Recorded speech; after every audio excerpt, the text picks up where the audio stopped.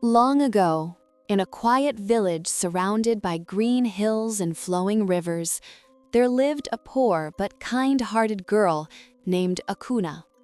She had lost her parents at a young age and survived by helping people in the village fetch water, sweep compounds, and sell little fruits at the market. Though she was poor, Akunna's heart was rich with kindness.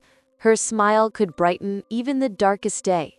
Now, in that same village, there was talk of a madman who wandered the streets. His hair was tangled like a bush, his clothes torn, and he carried a wooden staff, muttering words no one could understand. People called him the Cursed One. Children threw stones at him, women chased him away with brooms, and men mocked him when he passed. But what no one knew was that this madman was not mad at all. He was a wealthy young prince named Obina, heir to a great kingdom nearby. His father, the king, had grown tired of proud maidens who only wanted riches and fine clothes. So the prince disguised himself as a beggar, then as a madman, wandering from town to find a woman whose love would be true, not bought by wealth. One hot afternoon, the village was busy with trading. Children were playing by the roadside, and Akunna was carrying a tray of oranges on her head. Suddenly, a vehicle came speeding down the dusty road, honking loudly. The madman was right in the middle of the path, swinging his staff and laughing. "Hey, get out of the way, lunatic!" the driver shouted. The villagers stepped back, none daring to help. But Akunna, seeing that the man would surely be crushed, dropped her tray and rushed forward.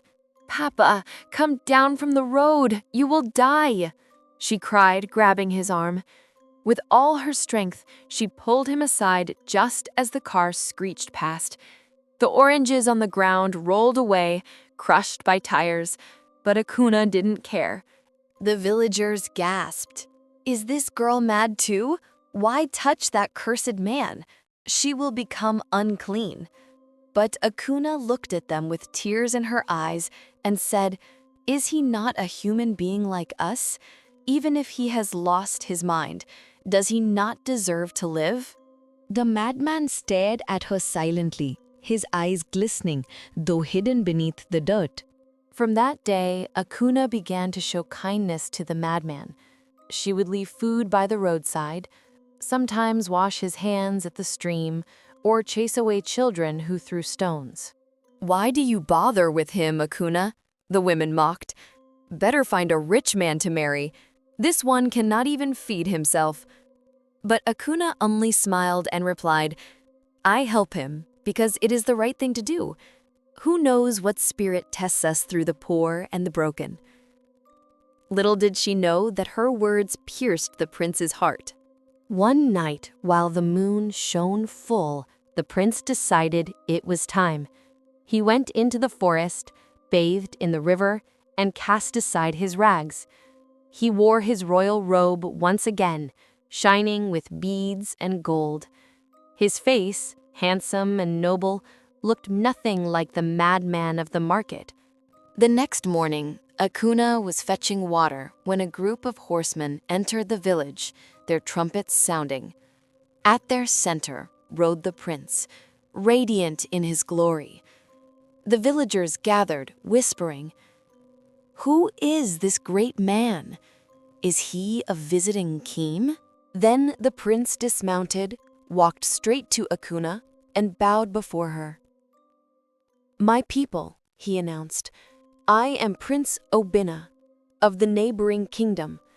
I came to your village in disguise, as a madman, to see where true kindness still lives. Many spat on me, many mocked me, but only one heart saw me as human. That heart belongs to Akunna." The villagers gasped. Women who had mocked Akunna covered their faces in shame. Men who had called her foolish bowed their heads. Prince Obina continued, "This is the woman I will marry, not for beauty alone, not for riches, but for the love she showed when the world turned its back. Soon, messengers spread the news to Obina's kingdom. The king himself came with his court to bless the union. Akunna, once poor and mocked, was clothed in garments finer than she had ever dreamed. On the day of the wedding, drums echoed through the hills, flutes sang in the wind, and dancers filled the square. The villagers who had despised her were now guests at her feast. An old woman whispered to her neighbor, "See how kindness can lift a person higher than gold?" And indeed, Akunna's heart remained the same, even as a princess. She built wells for her people, gave food to the hungry, and taught the villagers never to despise the poor or the broken. The moral of the story. Thus, the tale of Akunna teaches us: kindness is never wasted. We should never judge by appearance. True love is found in the heart, not in riches. And so, the story ends with the proverb: a good heart is more valuable than a bag of gold.